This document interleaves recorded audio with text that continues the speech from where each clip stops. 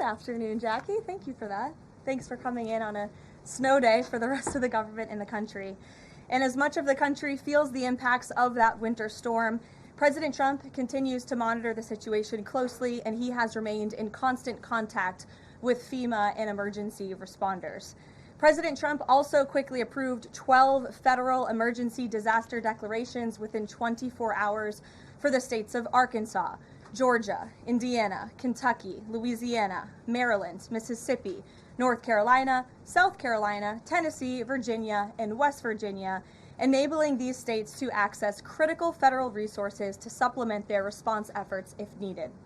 These declarations will help state-led efforts of turning power back on, clearing roads for emergency services, and keeping communities safe.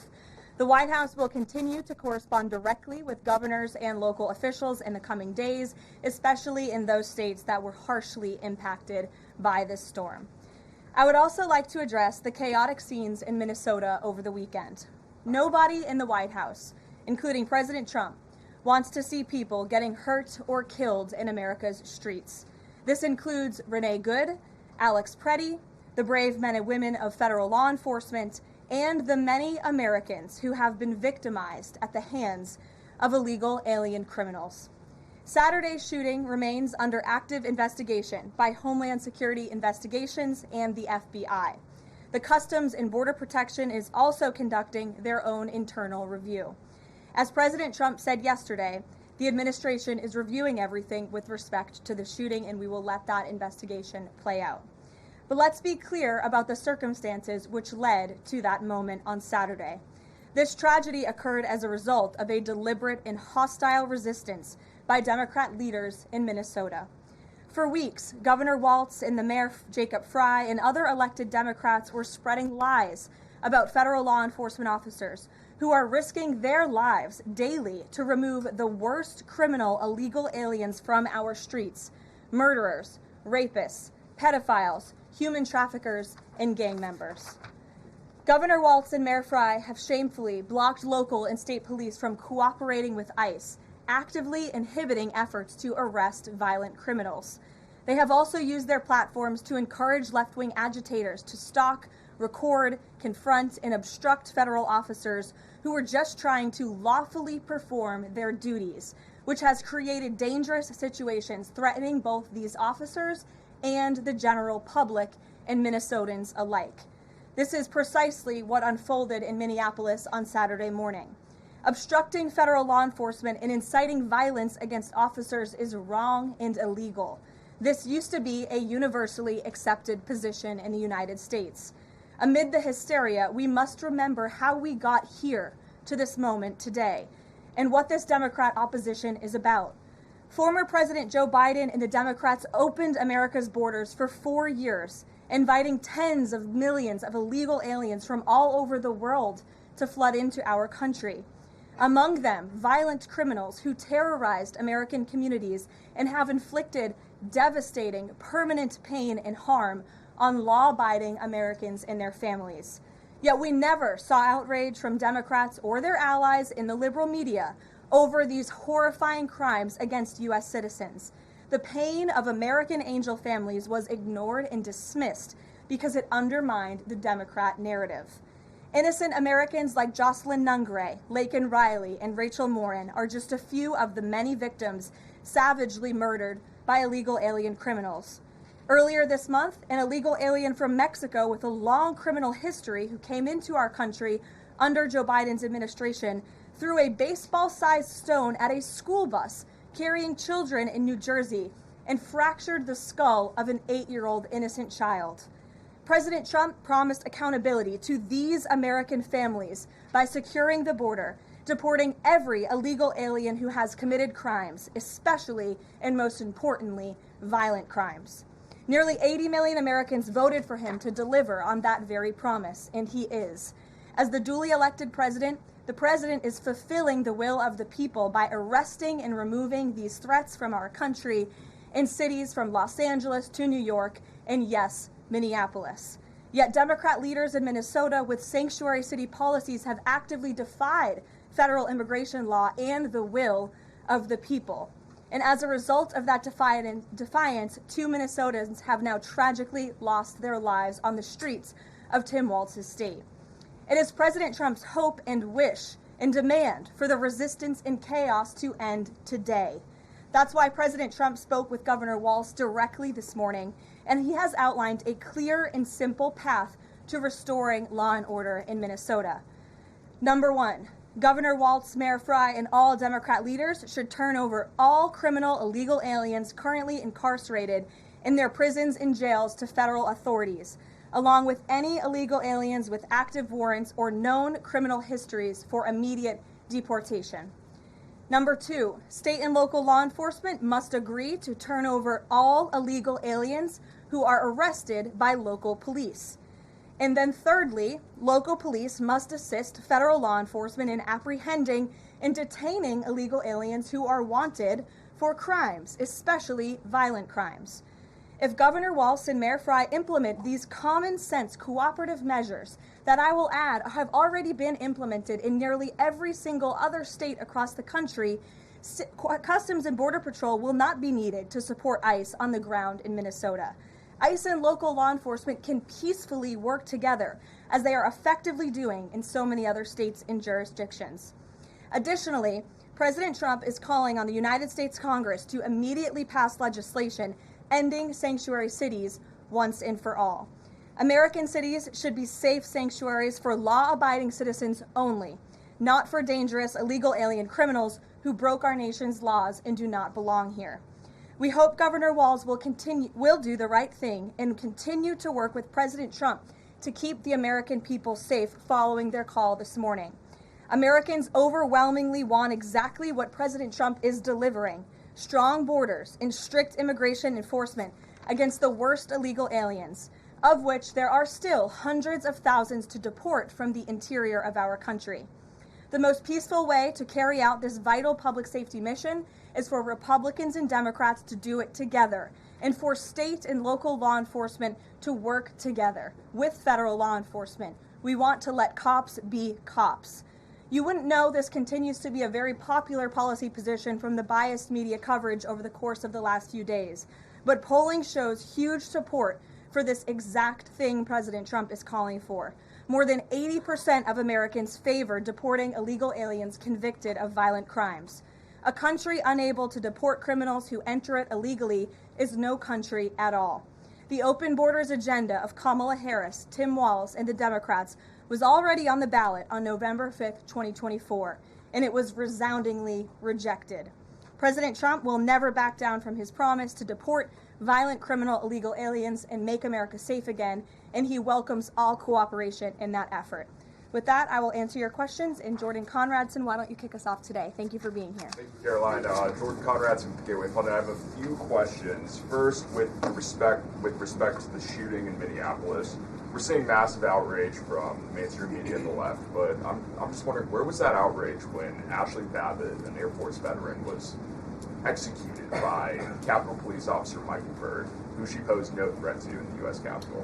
Well, you raised a very important point, which I also believed I just raised as well in those opening remarks, in that there has no doubt been selective outrage by the liberal biased media in picking and choosing victims and highlighting their stories. And as I've said, President Trump does not want any Americans to lose their lives in the streets of America and in American communities across the country. He believes what happened on Saturday is a tragedy, but every life is equal to President Trump, and that's why the lives of Laken Riley and Jocelyn Nungray continue to matter to him and be an utmost priority to him to this very day. And it's unfortunate that we did not see the same type of sensationalist media coverage over the tragic deaths of those innocent American women and girls across the country as we are in the wake of this tragedy that took place on Saturday. Gabe. Sure, go ahead. I want to get your response to this. The Arizona Attorney General, just days before this shooting in Minneapolis, she seemingly encouraged rioters to go out and shoot and kill ICE agents. And I'll quote her here. She said, "If you reasonably believe your life's in danger and you're in the house or in your car or on your property, you can defend yourself with lethal force." And she said that you can't tell if ICE agents are law enforcement or imposters, and it becomes an issue of whether you reasonably believe they were law enforcement. you have a response to that, and does the White House believe that she should be held accountable for Well, these remarks? such dangerous rhetoric, as I pointed out, is exactly what has brought us to this position today, where you have elected Democrat officials across the country who are encouraging left-wing agitators and crazy people to go out and unlawfully obstruct lawful immigration enforcement. Again, these brave men and women of ICE and Border Patrol and the federal enforcement are just trying to do their jobs to enforce our nation's immigration laws and to go after the worst of the worst in this country. I would encourage everyone in this room, and I would encourage the Arizona Attorney General to look at the video of an ICE agent in Minneapolis. He was approached by left-wing agitators who were honking their horns and were screaming slurs at him, and he rolled down his window and he said, "What are you doing? I am out here trying to catch a child predator, somebody who has convicted crimes against an innocent child, and you are trying to obstruct me from doing my job." This rhetoric against ICE, comparing them to Nazi Gestapo, Donald Trump's police force, is despicable, it is shameful, and it is precisely what has led to the escalation of tensions in Minneapolis and in other places across the country. Gabe, go ahead. For justifying violence. I would defer you to the Department of Justice on that. Thank you, Karoline. Regarding Minnesota, on Saturday, the Department of Homeland Security posted that Pretti looks like he wanted to do maximum damage and massacre law enforcement. Stephen Miller on Saturday posted that, or called Pretti a would-be assassin. Why did administration officials jump to conclusions before an investigation had even been conducted? Well, look, this has obviously been a very fluid and fast-moving situation throughout the weekend. As for President Trump, whom I speak for, he has said that he wants to let the investigation continue and let the facts lead in this case. With regards to the deployment of Tom Homan to Minneapolis, should the deployment of Mr. Homan to Minneapolis be seen as a sign that the president is dissatisfied with how the officials on the ground had handled the incident? No, Mr. Homan is doing an exceptional job, and he has been working with Secretary Noem and President Trump over the course of the last year. Secretary Noem still has the utmost confidence and trust of the President of the United States, and she's continuing to oversee the entire Department of Homeland Security and all of the immigration enforcement that's taking place across the whole entire country. Of course, Secretary Noem is also in charge of FEMA, and we are in the wake of a brutal winter storm where hundreds of thousands of Americans have been impacted by that. So Borders Homan is in a unique position to drop everything and go to Minnesota to continue having these productive conversations with state and local officials, and I know that he's catching a plane in just a few hours to do just that at the request of the president. Jennifer. On Saturday's shooting, has the president been briefed, and have you been briefed on specific details of the shooting? How many shots were fired? How many guns discharged? And I mean, did the protesters' gun go off, or only the officers' guns? Do you have any of those details? Again, the investigation is continuing, Jennifer, and we will let the facts lead, and we will let the facts play out in this investigation. I do know that HSI and FBI are conducting interviews with those that were involved and the agents who were involved in this unfortunate tragedy on Saturday. Are they keeping the president up to date on all those details? The president is obviously very much on the ball with respect to this investigation. I think he's made that quite clear with the various statements that you've seen him put out, and also the 4 points that the president has outlined as well to Governor Walz, and to encourage him to cooperate with ICE and with the administration. Mary. Thanks, Karoline. To follow on Gabe's question, Secretary Noem said Alex Pretti committed an act of domestic terrorism. Stephen Miller labeled Pretti a domestic terrorist. Does the president agree with them? Look, as I've said, I have not heard the president characterize Mr. Pretti in that way. However, I have heard the president say he wants to let the facts in the investigation lead itself. Was he alarmed to hear his top officials referring to him in that way, rushing to that judgment? Danny, go ahead. Thanks, Caroline. On Stephen Miller's comments, will Stephen Miller be apologising to the family of Alex Pretti for calling him, quotes, an assassin who tried to murder federal agents, despite the fact that, as you say, this is still under investigation? Look, again, this incident remains under investigation, and nobody here at the White House, including the President of the United States, wants to see Americans hurt or killed and losing their lives in American streets. And we mourn for the parents. As a mother myself, of course, I cannot imagine the loss of life, especially losing one's child. And that same empathy from the the president goes for the parents of angel families and parents of victims of illegal alien crime across our country as well. And that's exactly why the president continues to be wholeheartedly committed to deporting the worst of the worst criminals from our country. Why don't we go to the back? Kelly. Caroline, does the president believe that the killing, though, was a mistake? Has he expressed that at all? Again, the president has said, we have to review it, and this investigation needs to continue, and he's letting the facts on the investigation lead itself. Does he want the body camera footage to be released to the public? Now, that's not something I've heard the president commit to, so I won't do that from the podium. Sure. Caroline, how serious is the administration taking allegations that local and state officials in Minnesota are actively coordinating with demonstrators through encrypted or non-encrypted communications, as well as providing government resources to impede immigration enforcement operations? I'm sorry, Carrie, could you repeat your question? How serious is the administration taking allegations that local and state Minnesota officials are communicating with demonstrators to basically impede immigration officials? Well, we've definitely seen active organization amongst these left-wing groups, Carrie, and it is something that I know the FBI and the Department of Justice are looking into. Again, it is illegal to unlawfully obstruct lawful immigration enforcement in this country, and these agitators are making it nearly impossible for ICE to do their jobs and for federal law enforcement to carry out the will of the American people to deport the worst of the worst. I would just encourage everyone to please imagine in this room, all of you come to the White House every day to report on the President of the United States and the administration. You come into this briefing room, you walk through the gates of the White House.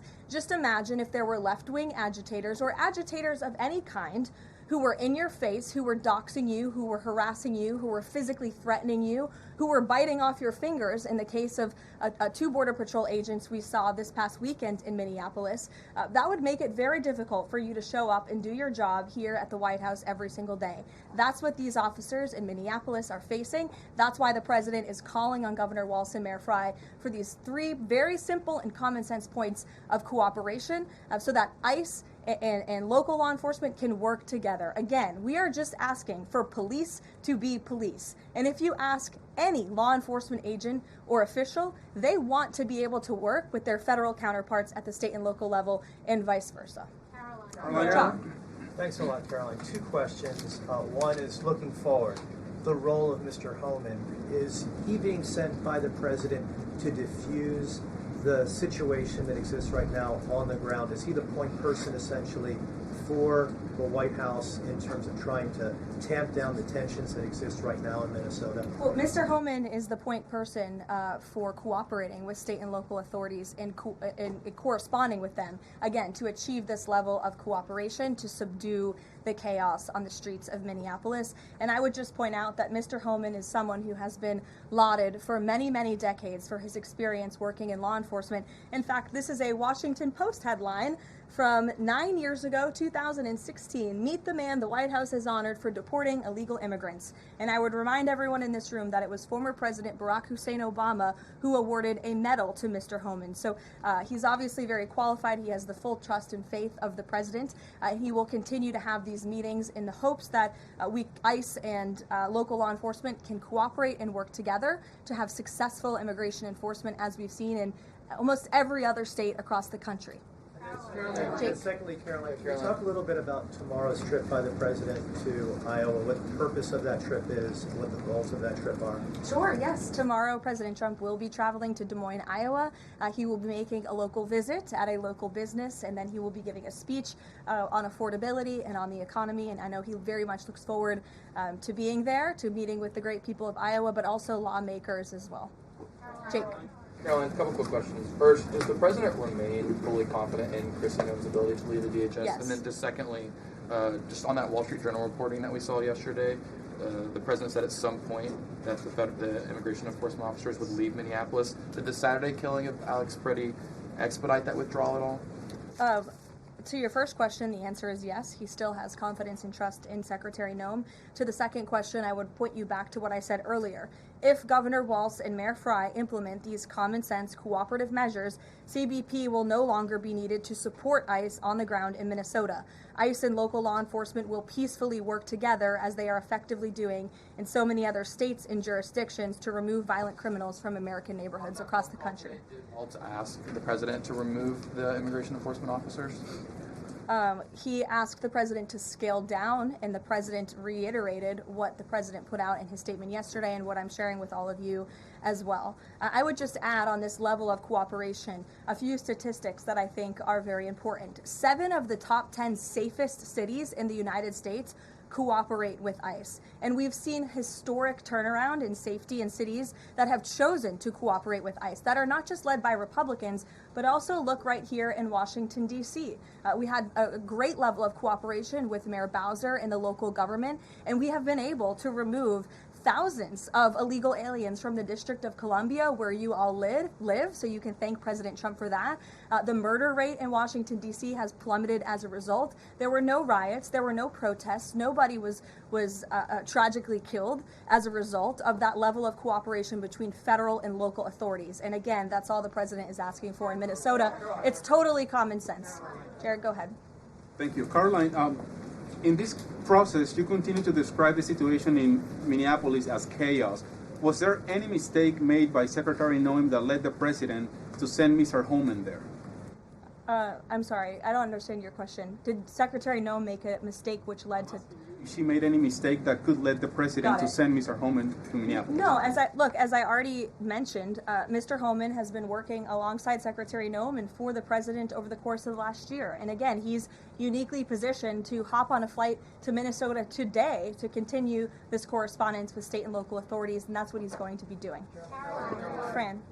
Karoline, is it the White House's position that Americans have the right to show up to these ICE operations and film, document, or protest the law enforcement actions? All Americans have a First Amendment constitutional right, of course, but Americans do not have a constitutional right to impede and obstruct lawful immigration enforcement operations. That is actually a crime, and it's something that we've seen taking place in the streets of Minneapolis, which again is leading to these dangerous circumstances that these federal law enforcement officers have been forced to work within.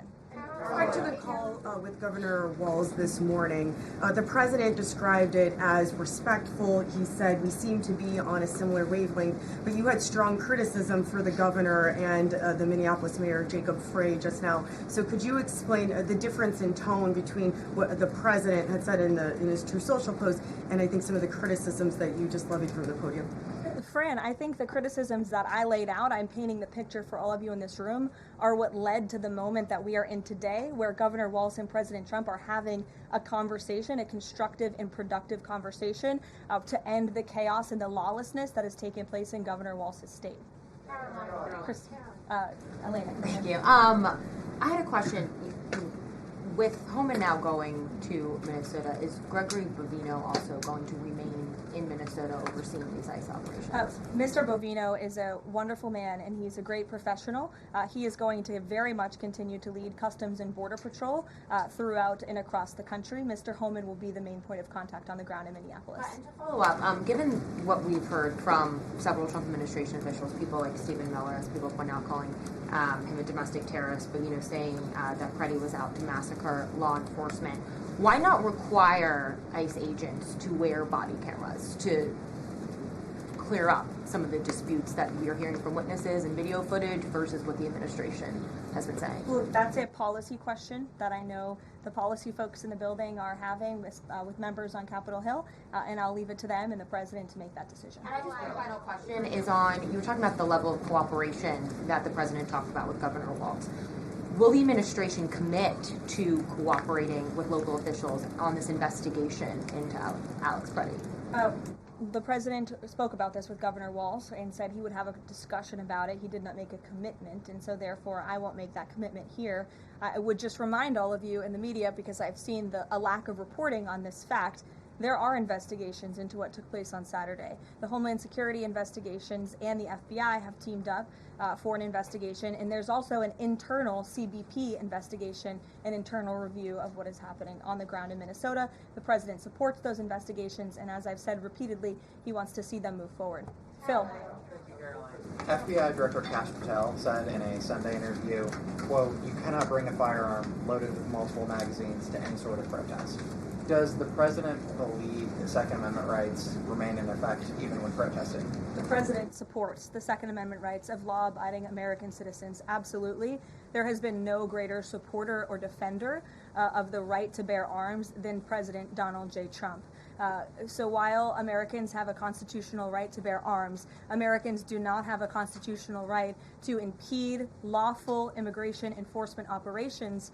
And any gun owner knows that when you are carrying a weapon, when you are bearing arms, and you are confronted by law enforcement, you are raising the assumption of risk and the risk of force being used against you. And again, that's unfortunately what took place on Saturday.